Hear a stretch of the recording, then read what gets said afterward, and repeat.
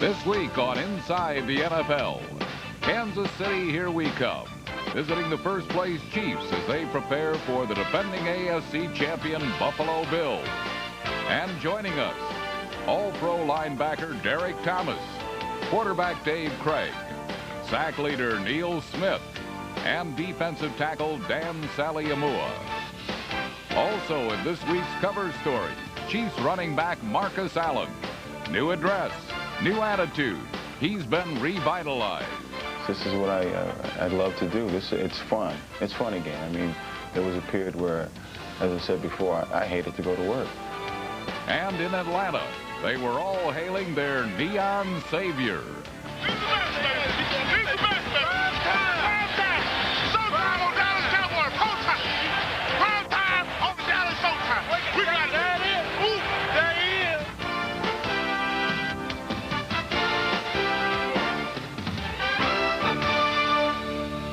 And now, from Arrowhead Stadium in Kansas City, Missouri, the show the pros watch, Inside the NFL, with your hosts, Len Dawson, Nick Bonaconti, and Chris Collinsworth.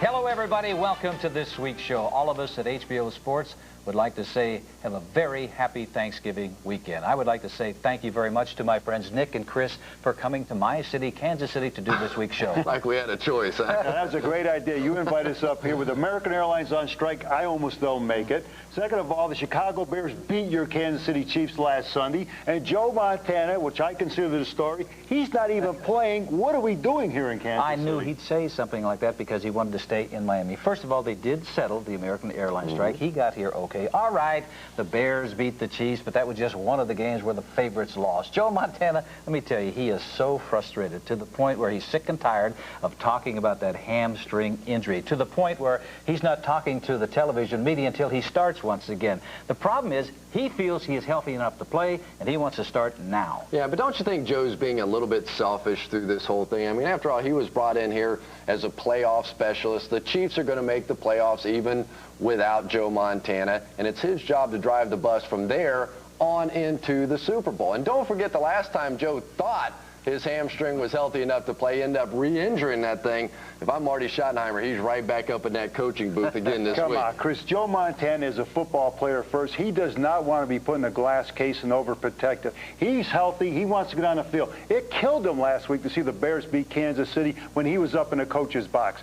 Without Joe Montana, I contend the Chiefs can't even make the playoffs. Oh, I don't buy that. They've got a one-game lead. They're 4-0 in their division. I know the Kansas City Chiefs. Now, besides Joe Montana and Marcus Allen and a few other players, this is a relatively young football team. With this new offense, they need direction and leadership on the field. Who knows this offense better than Joe Montana? Nobody, not even the coaches. The players, the most important thing is they believe Joe Montana can take them to the Super Bowl. They need his leadership. They need it now. Oh, great. So do both of you guys want to see Joe play during the regular season and miss the playoffs? Great idea. That's right. That's right. We'll talk about that later when several of the players are on this show. We'll get their insight on that situation.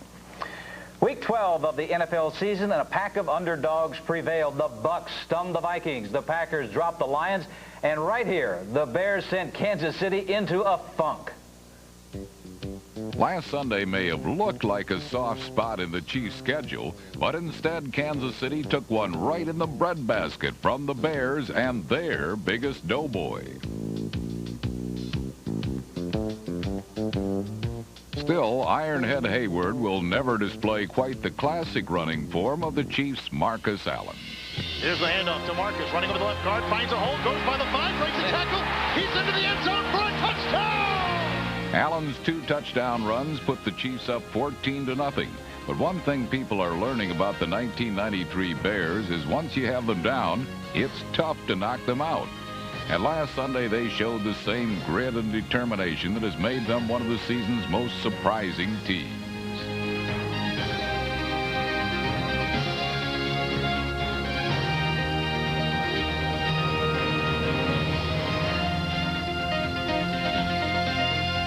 Tim Worley's third-quarter scoring run cut the Chiefs' lead to 14-12, and pressure from a Bears pass rush that produced 5 sacks had Dave Krieg and the Chiefs' passing game falling all over itself. The Bears' biggest play came with just under 5 minutes remaining. From the 2-yard line of the Chiefs, Craig looking around. Now sidearms it over the middle. Got it. Intercepted on the play. Jeremy Lincoln inside the 5. Down he goes. Jeremy Lincoln's interception set the Bears up to take the lead for the first time on the day. 3rd and goal to go. Yard and a half away. Here's the give Anderson to the right side. Touchdown! Yeah. The Bears' upset win was a surprising setback for the first-place Chiefs, who hope to rebound this Sunday against the Bills. The Bears, meanwhile, have emerged as an unlikely contender in the NFC Central, where the Lions have made the long climb from last place to first in one season. Last Sunday, however, Detroit's title chase ran head-on into the Packers and Reggie White.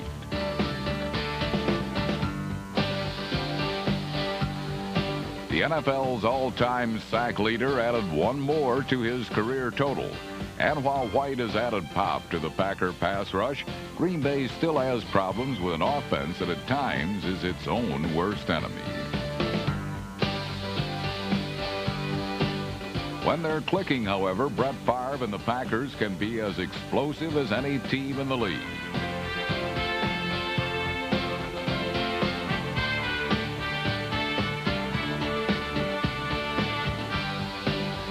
Favre threw for more than 250 yards, but it was running back Edgar Bennett who scored twice, with the help of some stand-up blocking from number 39, Darrell Thompson. And number 86, Ed West. And off to Bennett. He's going to the outside this time. Cuts it up. Touchdown, Edgar Bennett. Edgar Bennett. They went to the outside that time, Max. But Brett Favre is on top of it in the end zone again. The win pulled the Packers to within a game of first place, and they'll look to stay on a roll this Sunday against the Buccaneers. In 1993, the Bucs have given most of their visitors a first-class welcome. Rich and famous receivers like Sterling Sharp and Jerry Rice each scored 4 touchdowns in Tampa earlier this season. And perhaps the Vikings' Anthony Carter expected the same red carpet treatment Sunday night. Down and set Salisbury from the 3. Has the snap, rolls out, passes, caught, touchdown, Anthony Carter!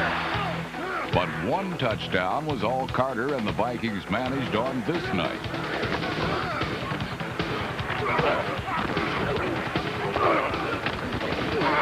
A rattled Sean Salisbury was rocked all night until he committed the costliest mistake of the game. Salisbury swings the pass, it's picked off, intercepted to the 20, 10, 5, touchdown, Milton Mack, the Buccaneers are on top. Milton Mack's score put the Bucs on top for good and typified a frustrating night for the favored Vikings. Tampa will look to build on its upset this Sunday in Green Bay, while the Vikings hope to recover at home against the Saints.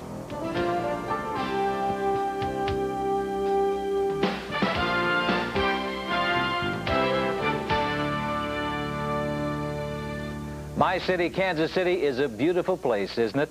You know, I was a quarterback when Lamar Hunt brought football to this town in 1963 when we moved our Dallas Texans and renamed the team. Back then, our Chiefs had 2 linebackers who eventually made the Pro Football Hall of Fame, Bobby Bell and Willie Lanier. The Chiefs have a player now, Derek Thomas, who may join them in Canton one day. On this afternoon, number 58 joins Chris. All right, Lenny, thank you very much. Derek, first of all, you're looking very sharp, very dapper here this afternoon. We appreciate that. Thank you. Nothing like Lenny Dawson at all. I know it's not a trend here in Kansas City. Will you please explain to me, Neil Smith was telling me earlier that maybe you've got a little problem with this whole idea of being a rush backer. I've never heard of a rush backer before. What is it and what makes this new position difficult for you? Well, before this year, I had never heard of a rush backer before either, but I think it's the next phase of the outside linebacker position. It gives a guy with abilities such as myself and a lot of other young guys coming to the league now the opportunity to rush the passer and make things happen, be a primary blitzer as opposed to being in pass coverage a lot. It's not a defensive end position, which a lot of people like to term it as, because to play a true defensive end position, you have to line up over the tackle and do things that big physical people do. We get to stay out there and do a little finesse and freelancing out there at the rush backer position. One of the problems the Kansas City Chiefs defense has had over the past 6 games or so has been stopping the run. You obviously are a guy, you want to go rush the quarterback. You're trying to get it up the field. There are some offensive coordinators in the league that feel like they can run right at Derek Thomas. Your thoughts on that? Can't do it. I mean, to run right, I mean, you may get away with it once or twice, but I'll figure it out sooner or later, and I'll make some plays. I think against Chicago, that was their particular plan to run at Derek Thomas, and they were successful a couple of times. But after first quarter, second quarter went by, I started to play sound, fundamental techniques up front, and I made some plays. Well, the Bears did have some success, over 190 yards on the ground this week. Thurman Thomas, the Buffalo Bills, coming in. If you're sitting out there, a fan, tell us why Thurman Thomas is not going to have the same success. Well, see, they rushed for 190 yards, but they didn't put in that little statistic that the quarterback rushed for 61 of those 190 yards. We don't expect for Jim Kelly to run for 61 yards. Thurman is a different type back. In the last couple of weeks, we played against nothing but big, physical, bruising backs, and I mean that has a tendency to wear our defense down week in and week out. But I think we've played fundamentally sound. We've only given up 100 yards rushing to a opposing team probably twice this season. So I think that particular aspect of the defense is pretty sound, and we're going to come out and play hard and aggressive against Buffalo, and hopefully our crowd is here and they're into it, and that takes them out of their passing game, and we only have one thing to stop it, and that's Thurman. Joe Montana was brought here to win a Super Bowl. Is this team capable of going all the way? This team is capable. On any given Sunday, this team can play or outperform any team in the National Football League. With Joe at the helm at quarterback, knowing the system the way he does, I think we have a legitimate shot. Derek, thanks for taking the time, and again, you're looking good. Thank you. Lenny, back to you. Chris, thank you very much. Nick, I have followed Derek Thomas since he was the #1 draft choice out of the University of Alabama. He is a tremendous talent. I have watched him completely disrupt other teams' offenses. Neil Smith is hurting. How do you think the Bills will play him? Lenny, I think the Bills have to come out with a double tight end, have McKellar on one side and Metzlar's on the other. They're going to front Derek Thomas on every single play. They're going to run directly at him with double teams. He's not going to be single blocked the entire afternoon, and Derek Thomas better be ready for a long, tiring Sunday afternoon. Well, the offensive tackle better be ready, because if they try to single block him, he's going to make life miserable for the offensive tackle for the Buffalo Bills. That's next week. This past week, the Bills rebounded, and we saw teams heading in opposite directions. The Chargers spiraling downward, the Jets onward and upward. Last week, the Jets harkened back to yesteryear by honoring Joe Namath and the team that upset the Colts in Super Bowl III 25 years ago. As an added tribute, the current Jets wore old uniforms and beat the Cincinnati Bengals the old-fashioned way, earning it with a conservative, up-the-gut game plan. Brad Baxter with his 6th touchdown of the year. Brad Baxter and Johnny Johnson scored both touchdowns as the Jets controlled the ball for 36 minutes. Touchdown. Johnny Johnson cut it back and scored.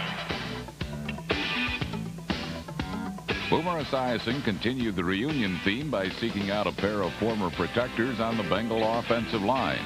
Considering Cincinnati has lost 10 straight, Boomer must be glad he won't be joining them when they face the Raiders on Sunday. If Al Davis is to add even more glitter to his jewelry collection, his team must find a way to reach the end zone, something they didn't do even once against San Diego last week, despite a 51-yard bomb from Jeff Hostetler to James Jett. Got a man open, it's James Jett. It's tipped. He caught the ball at the 31 in double coverage. 4 field goals wanted for L.A., while the ineffective Chargers were forced to switch quarterbacks. Stan Humphries passed for their only score and will start this week at Indianapolis. Scrambles left, runs, throws on the run to the end zone. Caught! Touchdown, San Diego! It hardly seems like 20 years have passed since O.J. Simpson carved his name in stone with one of the most significant milestones in NFL history. And it doesn't take someone from the leather helmet era to recall when the electric company turned on the juice. He set the standard for NFL running backs, 2,003 yards rushing in a 14-game season. And now it's for the 2,000, boys. O.J. running left. O.J. 5 more. There it is. Today, Bills fans have a new and different source of power. The world's best all-purpose running back, Thurman Thomas, has led the league in total yards from scrimmage for 4 consecutive seasons.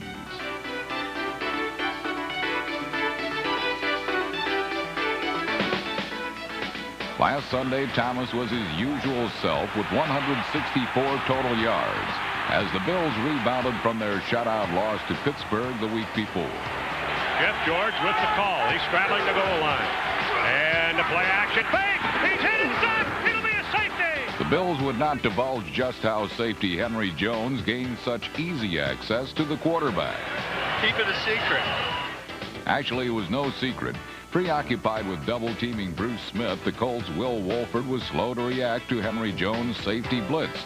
The result, 2 points for Buffalo. The Colts managed to get in some licks of their own. They just weren't worth any points.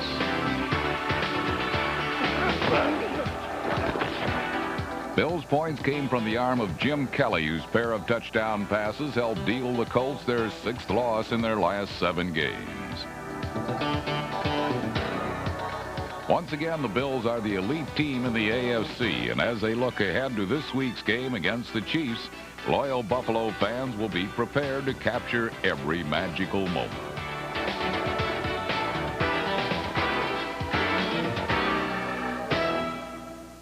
Coming up, the ex-Raider who's been reborn as a Chief, Marcus Allen, and highlights of San Francisco's Monday Night Massacre. There is a very important game at Arrowhead this Sunday, the Bills and the Chiefs. The Chiefs need a victory to show they're a Super Bowl contender. The Bills need a victory, hopefully, to get a home field advantage in the playoffs. Yeah, but this has not been the same explosive Buffalo Bills offense that we've seen in the past, except for Thurman Thomas, who's had a terrific year, already 6 100-yard rushing games this season.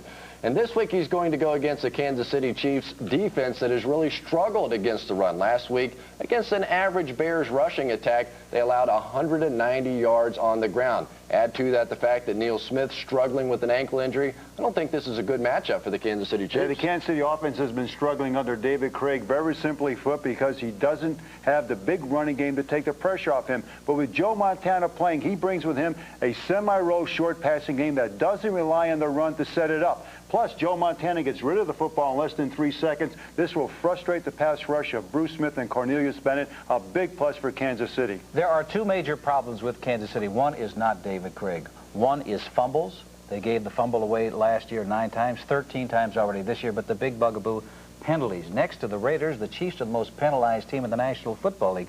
Very uncharacteristic of a Marty Schottenheimer coached team. These things can be corrected. Marty said that they will. If that's the case, they got a shot against the Bills. But Marty also said he's not going to name a starting quarterback until game time. Well, I'm going to look into my crystal ball. I'm going to say it's Joe Montana who will be starting. And when they introduce him, this place is going to erupt, and these fans will rock and roll the Chiefs to a victory over the Bills. Yeah, the last time that happened was Monday night, 1991. 33-6, the final score.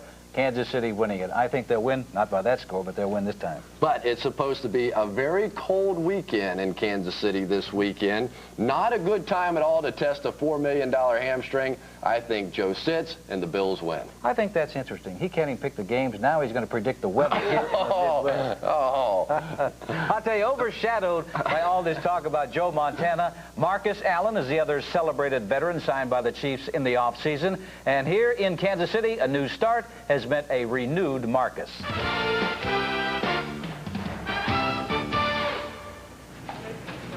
I got my stuffing, I got rolls, I got a pie. All I need now is the turkey. This is a holiday season when everyone is thankful for something, and here in Kansas City, Marcus Allen has loads to be thankful for. A year ago, it appeared as though his Hall of Fame career was suddenly derailed. He says because of a long-standing feud with Raider owner Al Davis. Well, Davis and the Raiders are long behind, and he's here with the Chiefs. He's playing, contributing, winning. His road to Canton suddenly clear again. I'm at peace just playing. This is what I'd love to do. It's fun again. You know, I love the guys around me. I love the staff. I love a lot of people there, but I just hated to go to work. And so what you find yourself doing is enduring. And only great things come out of passion. And I had no passion for work anymore. And now the passion's back. A passion for the game and life that was made evident to his new Chief teammates during a training camp meeting. it wasn't about really winning the Super Bowl. It was about becoming whatever you want to be. I think we have the platform to really challenge ourselves, to address our fears. This is the place. I mean, this is the most macho thing we can do out here, right? And you can really find out what you are or what you want to become. Maybe they were the words from a player who was the embodiment of the Raider mystique, or perhaps the words of a man who knew how fragile and vulnerable a professional athlete is. But now, age 33 and in his 12th season, Allen is the Chiefs' leading ball carrier and once again displaying all the right moves. The only difference, the uniform. It's kind of weird after all these years to go to Evander's Corner and listen to Emmanuel Stewart instead of George Benton and Lou Duba. I'm reminded of the phrase that Howie Long used to describe playing against Marcus Allen, like watching your wife cook in someone else's kitchen. Even his old USC college coach is getting a first-hand look at why Marcus Allen was one of the most dominant players of the 80s. His versatility, his ability to score, his natural body lean, his hands, I mean, all the things that we know about Marcus Allen, I think are going to be highlighted with a red helmet on now. And I think that our ability to highlight what he can do will simply reconfirm what all of us know, is that this is one of the truly great backs of all time. A veteran leader who nurtures the young while adding to his already impressive credentials.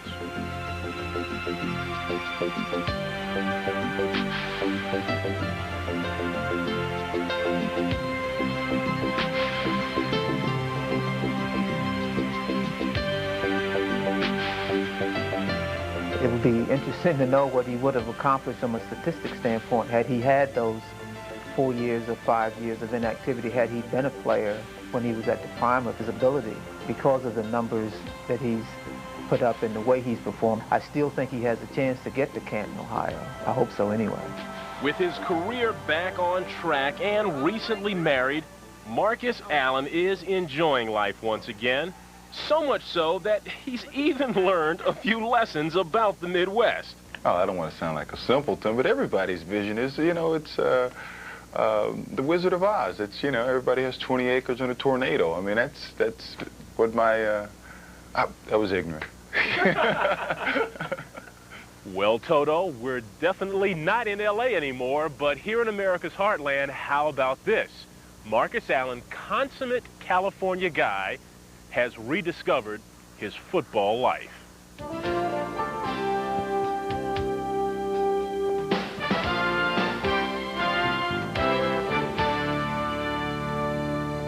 Marcus Allen isn't the only AFC West veteran to join the Chiefs in the last several years. Quarterback David Craig came over last year from Seattle. He's on the field with Nick now. Thank you, Lenny. First question, obvious, David. Has Marty Schottenheimer named the starting quarterback for Sunday's game against the Bills? He hasn't yet. As usual, I'll have to be prepared in case Joe's not ready to go with his hamstring. And, you know, I've been ready the last 3 or 4 weeks, and it won't be nothing different for me this Sunday. Has Montana been working out?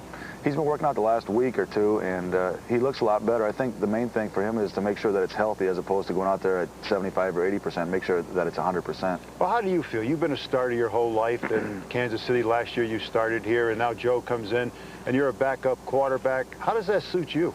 Well, it's been kind of an adjustment. You know, you used to going out there and playing. Now you have to stand on the sidelines and watch and have to go in the game when the game is already in progress and you haven't got any rhythm yet. So that has been an adjustment. But recently I've been able to play the last 3 or 4 games and starting to feel more comfortable with the offense. Well, let's talk about the Paul Hackett offense. He's the offensive coordinator. He was brought in here to implement the San Francisco offense, tailor-made for Joe Montana. You're a drop-back passer. How do you fit into this scheme? Oh, I like this scheme. I think it's good. It makes a quarterback look good. If you can drop back and make the correct read quickly enough and get the ball into the hands of your receivers or your running backs or tight ends, let them do their work, it really makes a quarterback look good. I like the offense, and you know, hopefully I can, you know, get into a groove where I feel really comfortable with it. Well, hopefully you're going to feel comfortable this Sunday because you have the Buffalo Bills coming in. Their defense gets up, I think, on average of 12 points a ball game. They've been tough inside the red zone, inside the 20-yard line. How are you going to attack Bruce Smith and Cornelius Bennett? Well, those are guys definitely have to be alert for, but their whole defense is good. They got a great team defense. They've been to a number of big games, so they know how to play in a big game, and I think this game will be a big game coming up on Sunday afternoon. And the way to attack it is just to execute as best you can on offense, whether it's your running game or your passing game, and go out there and try to make plays and get points if you can. Last week we had a team that was, I think, ranked 3rd in the NFL giving up points, the Bears, and now we got another team that doesn't give up very many points. You know, since I've come to Kansas City, I've talked to a lot of people, and they all say that the Chiefs can't get to the Super Bowl without Joe Montana. How do you feel about that? Well, they haven't got to the Super Bowl recently for a long time without Len Dawson, so I'd like to feel that I could do that. That's one thing missing in my career is going to the Super Bowl, and I'd like to be a participant as well. But you know, Joe's been there and done it 4 times and won 4 times, so he has a lot of credence to that argument. Well, David, the Super Bowl playoffs, last year's team, you quarterbacked last year's team. Is this year's team better than last year's team, and is it good enough to get to the Super Bowl? Well, I think it's definitely good enough to get to the Super Bowl. We've got some great additions to the team aside from Joe Montana. You got Marcus Allen that we brought in here. So we've got some quality people on this football team to take us to the Super Bowl. You have to have a lot of breaks throughout the year. You can't lose games that you're supposed to win, and you know, it's all sitting there waiting for us. We just have to go out and do it. David, you're a gutsy guy. Good luck on Sunday. Thank you, Nick. Back to you, Lenny. Nick, thank you very much.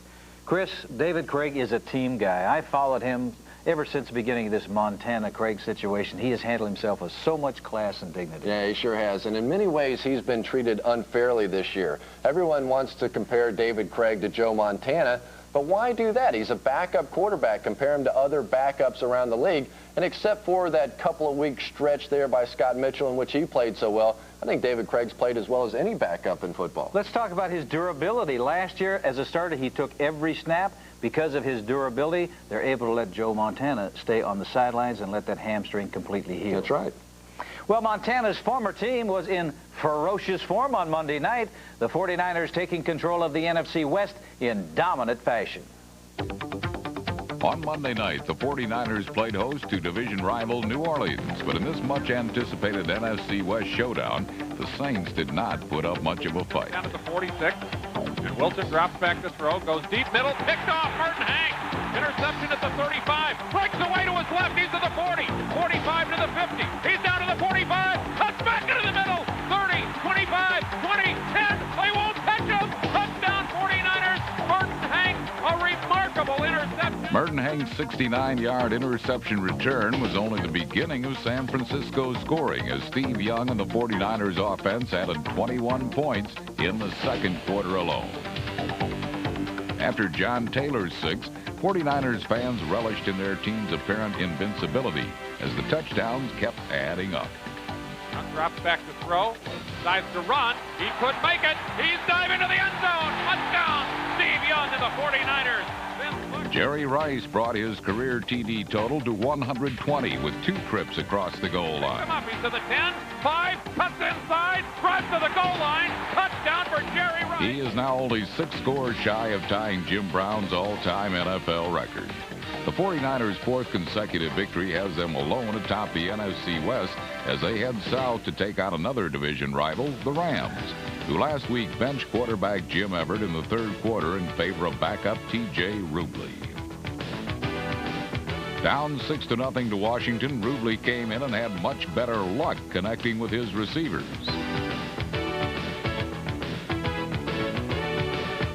Rubley needed only 4 plays to get the Rams into the end zone, and with a screen pass to tight end Troy Drayton, Los Angeles claimed the lead it never relinquished. The Rams' victory ended their 5-game losing streak and sent Washington, with their worst start in 30 years, home to face Philadelphia. The Redskins might better their record against the Eagles this week since Philadelphia has not had a season to brag about either. In last Sunday's matchup with the Giants, the Birds were aiming for their first win since Week 5, but all they could manage was 60 minutes spent going nowhere.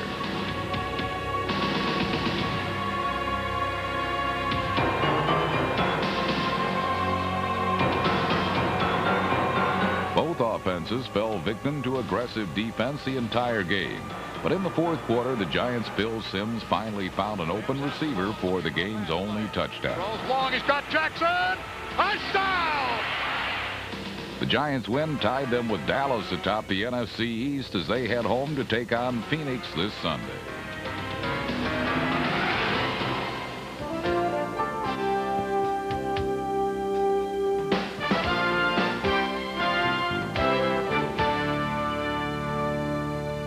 Well, that loss to the New York Giants was the 6th in a row for the Philadelphia Eagles. And joining us now on the program, our own Gary Myers. Gary, tell you, that Eagles franchise, after such a great start, beginning to fall apart. Are there problems there in Philadelphia? Yeah, I think they're going to have a really hard time winning another game this season, Chris. They've had so many injuries. You know, Eric Allen, their all-pro cornerback, said something very interesting after the game against the Giants the other day. He said part of his motivation over the last 6 weeks is for that Eagles defense to play well enough to convince Clyde Simmons and Seth Joyner, who will both be free agents after the season, to come back and sign with the Eagles next year. It just really shows how free agency has changed the game, where teammates are trying to impress teammates in order to get them to come back. All right, well, we are in Kansas City, and of course the story is Joe Montana, but Joe's not talking to us. He's not mad, is he? No, he's not mad at you. I mean, 2 of his 4 Super Bowl rings came against your Bengals. Thank you very much for bringing that up. That's nice of you. I just think Joe is low-keying it for now. He hasn't been playing. Once he gets back in there on a consistent basis, I think he'll be talking again. Probably even to you. I understand that Joe has a very unusual treatment for his hamstring. Yeah, Ronnie Lott said he was going to call Joe to recommend an acupuncturist, but Joe had already thought of it. He's had his own acupuncturist fly in from Southern California a couple of times, and he says it's been really helpful. All right, you had a chance to talk with Joe about 15 minutes or so yesterday. What did he have to say to you? Well, I think, you know, what he's saying, he's very frustrated by what's happened this year. He rushed back for that San Diego game the end of October, mainly because he said that he'd only played 1 half in the last 2 years, and he was really anxious to get back. He slightly hurt it again that week, then the Chiefs had a bye, and he really aggravated it again against Miami the end of October, October 31st. But now it's been 4 weeks, and he says he's very close to 100%. And Chiefs coach Marty Schottenheimer said if things go well in practice this week, Joe will start against the Bills on Sunday. Well, what do you think his loss has meant to the Chiefs? Well, Chris, it's really been magnified by the fact that the Chiefs have totally changed their offense this year. They hired Paul Hackett, who learned the 49ers passing game under Bill Walsh, and a couple months later, they trade for Montana, who knows that game better than anybody. And you know, the fact that he's been in and out of the lineup has really hurt the continuity.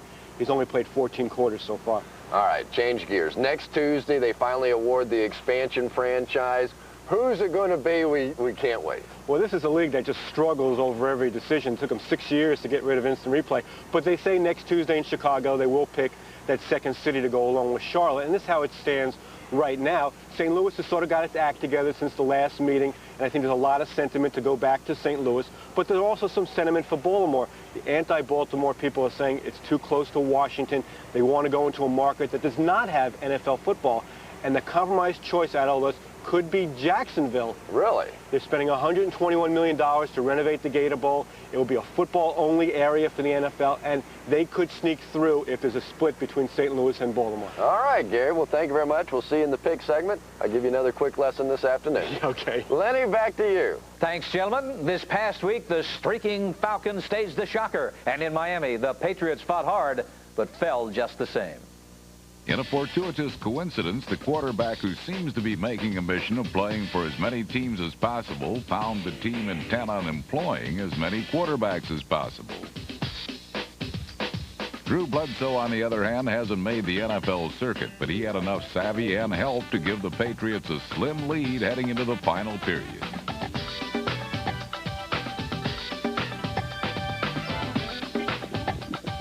What could have been a Dolphin debacle instead became a delight as Steve DeBerg directed a dominating fourth quarter.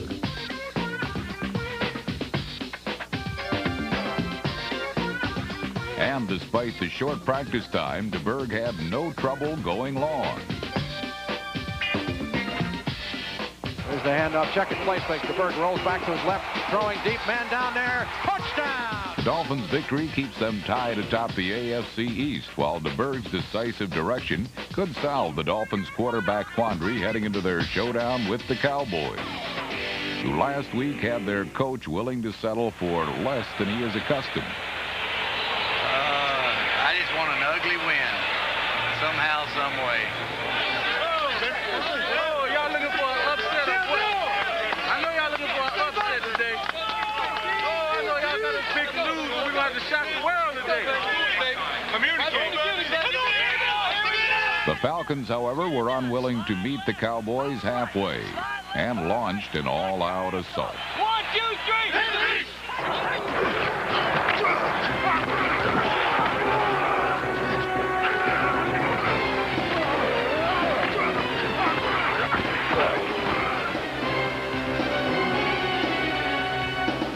Kosar was down, but it was a freak non-contact injury which knocked Emmitt Smith out of the game. And this is scary. Emmitt Smith leaves the field.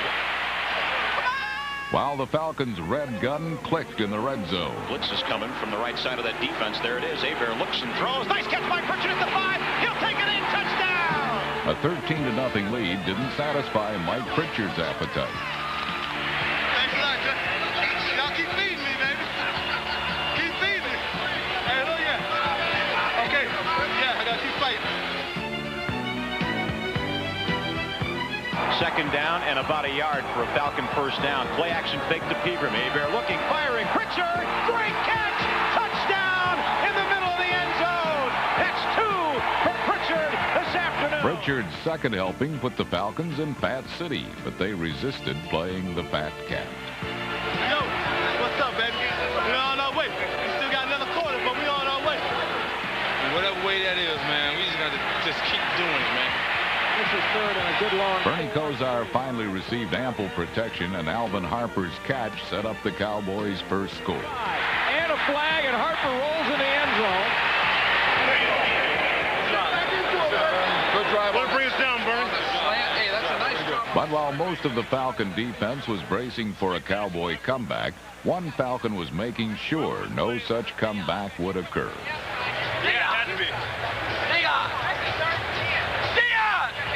Where was the flamboyant Mr. Sanders?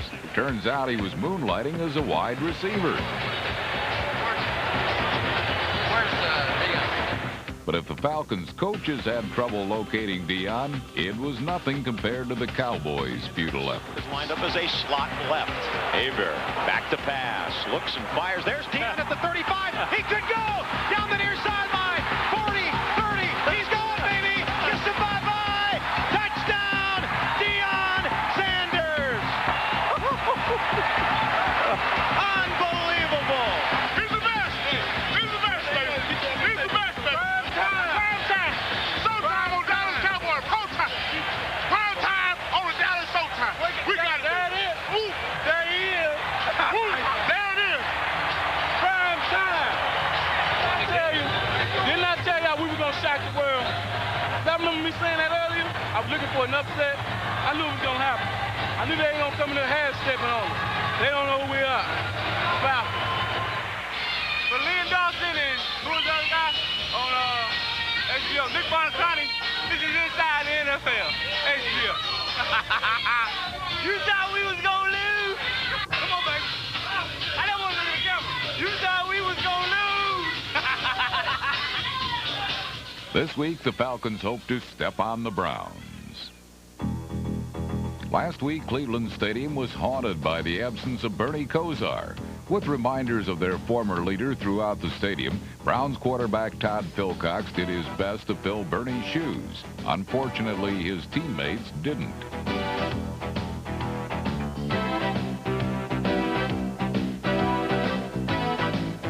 4 interceptions were the difference between winning and losing, and proved to be a total of 316 yards and 2 touchdown passes by Cleveland's replacement quarterback could not overcome. Back in the pocket, pumps once, throws left side, touchdown by Eric Metcalf. Warren Moon bested Philcox by running for 1 touchdown and throwing another. On the fade for Duncan, touchdown! Curtis Duncan behind Selwyn Jones. Houston's Gary Brown turned in a brilliant 194-yard rushing performance in an otherwise routine 27-20 victory. This week, the Oilers will host the Steelers, who were pounded last week by the Broncos. The mystique of Mile High Stadium and the Broncos' magic play proved to be more than Pittsburgh could handle. Elway's in the shotgun. Back goes Elway, has some time. There goes the long pass. Down the sideline. Diving. Catch by Sharp. Sharp gets it up at the 15, at the 10, at the 5, and all the way down to the goal line. Fumbles the ball into the end zone, and it's recovered by Derek Russell for a touchdown. Like his big brother Sterling, Shannon Sharp is rapidly becoming a lethal weapon. Russell's NFL record. Where did they get a load of me? Now he don't need to bug me, baby. Hey, great job, baby. That's a hustle. You know what? That's a direct result of you getting up and hustling. Derek hustled his ass off all the way down there. Great job. So Woodson at the goal line. He's going to come out, 10-yard line. Heads to the left side, gets to the 15, fumbles the ball. Denver has it. The Steelers coughed up 3 turnovers, and John Elway and the Broncos offense converted them into touchdowns. Elway's going to let it go again, this time to Vance Johnson, and this time he makes the catch. Touchdown. Woo! There you go, Ho. Way to go, baby. You're kicking their ass up front. Way to go, Johnny. Come on, Russell, get excited, man. Up by 20-0 at the half, the Broncos couldn't rest. I think you fumbled us, right? Well, one play at a time, all right? One play at a time and make that the hardest play of the game. Only 1 week earlier, Denver had blown a 17-3 lead in a home loss to the Vikings, so they definitely had a reason to be uptight. What? He snapped the ball. I know. I was just kidding you. Hey, I was just kidding you. You got to relax now. Can't relax out here.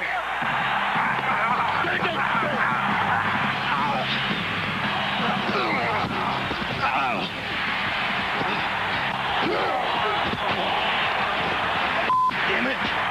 I'm getting killed, man. Denver's Shane Granette, number 99, spent a tough afternoon tying up Steeler blockers, which freed other Broncos to make the tackle. Oh, bull. Yeah, I got killed. You got killed? You didn't come out? No, somebody's man. Yeah. But you got 2 men, didn't you? Yeah, but on accident. That's all right. It's okay to get killed if you get 2 men. I got killed and made the tackle, hell. Granette helped free up Carl Mecklenburg for 2 sacks. And Simon Fletcher for 2 more as the Bronco defense extinguished any hopes of a Steeler comeback in the second half. Come on, baby. Some Pittsburgh fan running around. We're beer on his ass. 14 on the game. Everybody's screaming. In a lapper, the Broncos stripped the Steelers from their anointed role as the AFC's best team and moved their name up the list with a 37-13 thrashing.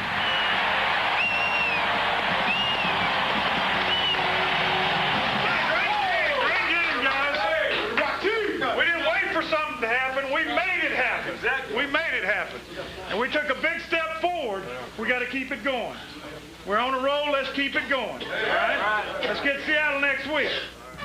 Ahead, Howie Long with our player diary. And in our Where Are They Now, Curly Culp, a proud Chief from a glorious era. Carrying on the defensive tradition of Curly Culp are 2 of the best in the game. Chiefs defensive tackle Dan Saliamua and N. Neil Smith. They're with Nick. Thank you, Lenny. Dan, I have to ask you a question. Derek was drafted in the 1st round. Neil was drafted in the 1st round. In 87th, you were the 175th player picked. You are now designated the transitional player, meaning that you're indispensable to the Kansas City Chiefs. How did this happen for you? You know, I thought I was going to be drafted #1 myself. I didn't understand why that happened. But I guess it just goes to show that not everything you read and hear about ain't true. I guess I wasn't tall enough. I wasn't fast enough. But if you put him on the field, let him do what he can do, then you go from there. I want to ask you guys a question. Against the run, something puzzling has happened. I guess in the first 4 ball games, teams only averaged 48 yards a game against you guys. Yeah. That has ballooned to 120 yards per game. What happened to your run defense? Well, I think that the first problem that we had is, you know, when we put a lot of emphasis first in the beginning of the season to really stop the run. And, you know, we've got away from that so much because is a better pass rush defense than a run defense. And I just think the focus is really not there. You know, it's not because of the defense. We're playing the same defense we were playing before when we first started. Is that we just didn't put really put the emphasis in stopping the run each week and week in and week out. Is it the fact that you got your defensive end, you and Derek, just running up the field trying to get the quarterback? I think so. It have a lot of different things in there. You know, when you have 2 rush guys that come up the field, you know, you try to. A lot of teams putting the ball right underneath of us between the tackle and the end, and they're running right between me and Derek, and then they, you know, a lot of teams do a lot of cutback. They're finding the weakest spot of the defense and attacking it very well. I haven't forgotten you, Dan. I just want to ask Neil, how's your ankle? Are you going to be able to play this week? Well, you know, it's day by day right now. You know, yesterday I levered it, put it up in the air, and it was iced it down all day, and no swelling hardly, and it feels real good. Right now I'm just going to go day by day, and once I get it all done, hopefully I can play Sunday. But right now, it's okay. Dan, this week you have Thurman Thomas. Now, you guys are used to playing against big backs, Bernstein, Warren, Marion Butts, but Thurman Thomas isn't that type of running. I mean, he's a scooter. He finds a little slice, and he's able to go and get 10, 15 yards. How do you defend him? The big thing is we're going to try to keep him inside. Because like you say, he is a slash runner, and once he can turn the corner on you real fast.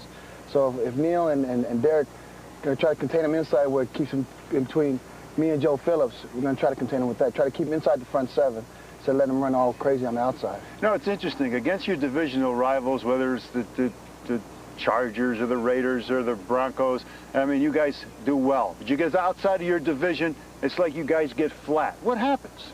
Well, you know, the teams that we're supposed to beat, you know, we've always been having problems. You know, we had a problem with Cincinnati earlier this year, and then, you know, we let a Chicago team that come in. I know a game we should have won, come in and beat us here, and just because we let them stay in the game. I just think that, you know, teams that we should put away early, and we won't have this problem against the teams that we should win against. Guys, thank you. Good luck on Sunday against Buffalo. Thank you. Back to you, Lenny.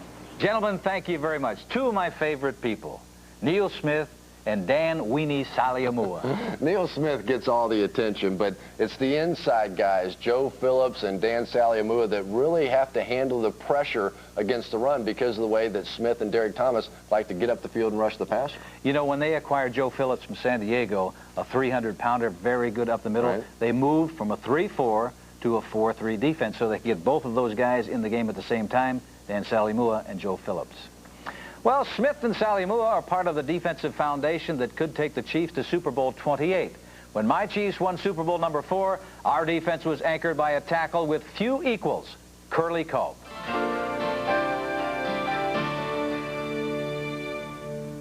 This student doesn't wear a backpack nor ride a bike to class. And at 46 years old, fraternity parties are definitely out of the question. His name is Curly Culp, a full-time student now, one of the best nose tackles ever then. From 1968 to 1980, this former NCAA wrestling champion and Olympic team member was one of the game's strongest men. Curly Culp used all the right moves to easily take down anyone in his way. In wrestling, you're dealing with one-on-one, and football is one-on-one, sometimes 2-on-1, in my case 3-on-1.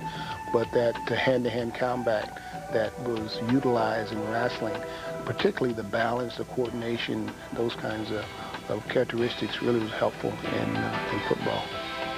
Playing on a defensive line called the Redwood Forest and alongside the veteran Buck Buchanan, Kansas City rose to Super Bowl champions. But the Chiefs traded the 6'1", 275-pound Culp to Houston, where he became the nose tackle in their new 3-4 defense. Instantly, Curly showed why he was the best at the most punishing position in football. I truly enjoyed the contact and trying to, week in and week out, achieve a goal to beating those people in front of me or whatever design that they came up with for that particular week to endure and to walk off the field healthy at the end of the game. Since retiring from football, Curly's pursued a coaching career and owned an exterminating company in Houston. Though he had to sell the company because of his asthma, the business gave him the vehicle needed to pursue his goal. Running a business in Houston, pest control industry, gave me an opportunity financially to go back and take some courses nightly and then try to work on my master's degree. And then once I received that master's degree, I wanted more in the education arena. That pursuit of academic excellence brought Curly and his family to Austin and the University of Texas. Now a full-time student in the Community College Leadership Program, the premier program in the country, Curly is working towards a PhD in higher education and administration. Well, I think life itself is a lifelong learning process, and you have to continue to try to improve what you're doing. And this is a vehicle to do that. This is very specialized in a sense, but yet and still it's given me an opportunity to enhance some of the skills and acquire new skills, so I can be very productive in this arena. While Curly hopes to someday work at a community college or major institution, the intense studying has created sacrifices from his wife and 2 sons. It minimizes the time that you have to spend with your family, but I think they understand that the goal at the end and the importance of that for me personally and for the family as a whole, and so they're willing to make those sacrifices that are necessary to make that happen. They say it's never too late to do something that you enjoy. And in Curly Culp's case, that certainly applies. He's just beginning the 4th quarter of his life. When the Chiefs traded Curly Culp to the Houston Oilers for John Matuzak, one of the worst trades in the history of this franchise, but he was a great player. I'm talking about Curly Culp. Because Curly Culp, when he came back to play the Chiefs, we had to assign 3 offensive linemen to block him. If we didn't, he would completely disrupt the game. A great player. Now, from one of the game's former defensive greats, we hear now from one of today's outstanding defenders, the Raiders' Howie Long. He tells us about his team's improved staying power in this week's Player Diary. Last time I was here, we had just lost to the San Diego Chargers. But I didn't feel like talking about it. Instead, I talked about the red-hot Cleveland Browns and the ever-improving relations between Bill Belichick and Bernie Kosar. Shows you how much I know. This time I will talk about the Charger game, but only because we whipped up on them and got that second-half monkey off our backs. A monkey the size of mighty Joe Young. The first Charger game started a bad trend for us. Jumping on teams early, but not putting them away. I refer to this as the Rommel syndrome. Rommel was Hitler's feared general of the Panzer Division, who early on appeared to be cutting through all comers. But late in the 3rd, he forgot to stop for diesel and eventually ran out of gas. In comes George C. Scott as Patton, and we all know what happened next. In the second Charger game, we heeded Patton's cry. Let's not wait on these son of a bitches. Let's kick their ass now. And that's exactly what we did to the Chargers. Had we heeded Patton's cry against the Chiefs, this week's show might be coming to you from Los Angeles instead of Kansas City. Not that Marcus Allen isn't doing a fine job. I just think he should stick to carrying the ball and let me do the studio work.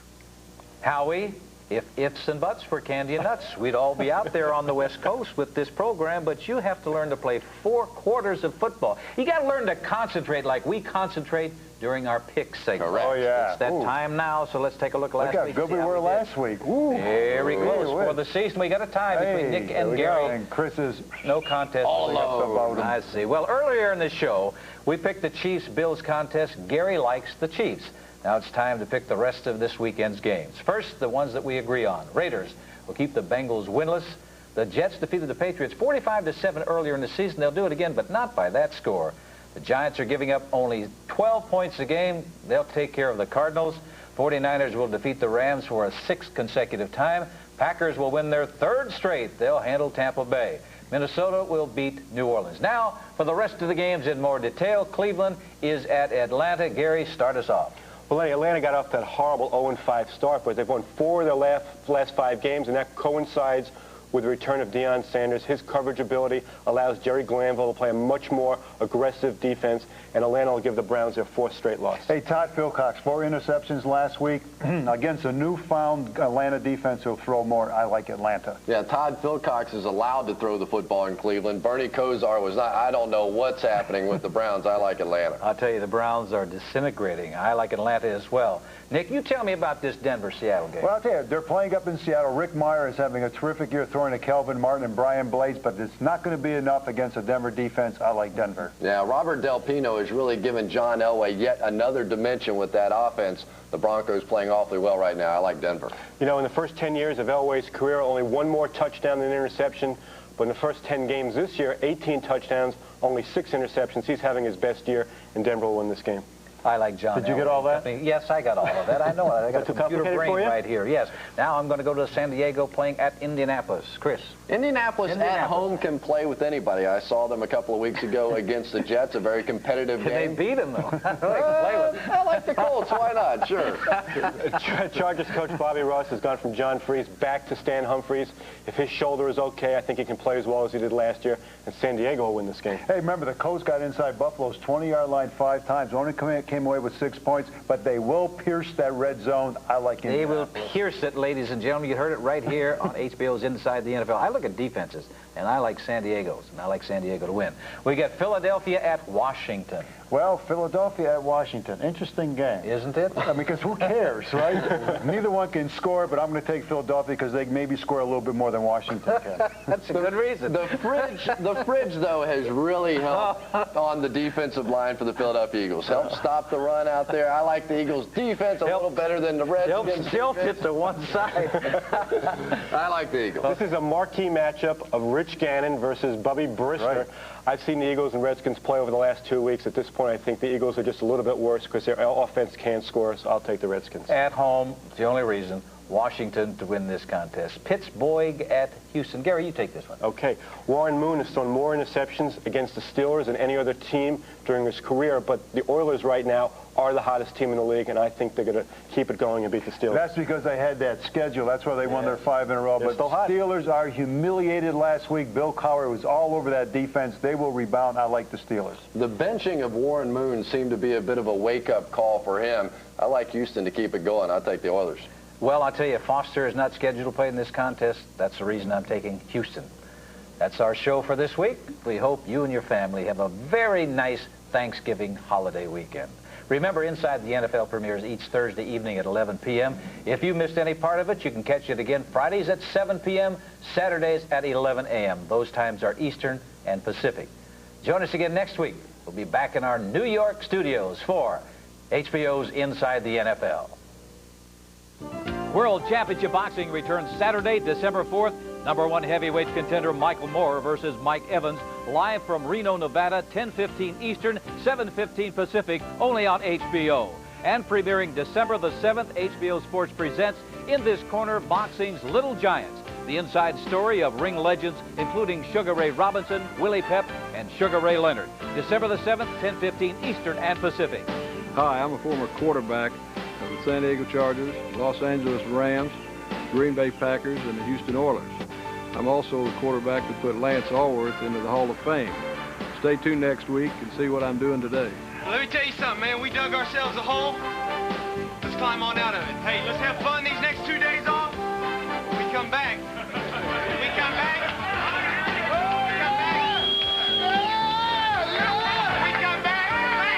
When we come back, remember where we're going. Remember where we're going. Let's just remember where we need to get. All right, where's JD? JD? All right, if you're injured, your ass shows up. If not, we'll see you Wednesday. We especially thank you for this victory today. I pray that our faith in each other would grow each day, and our faith, more importantly, would grow in you each day. We give you all the glory. It's in Jesus' name we pray. Amen. Amen.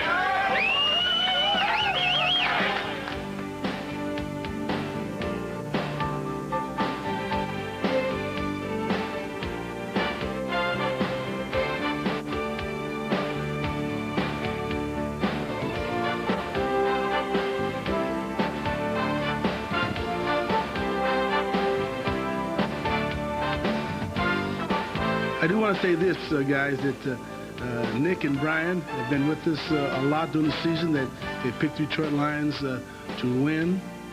So all I want to say is, Lenny, you and your partner, Chris, give us a break. I watched the show.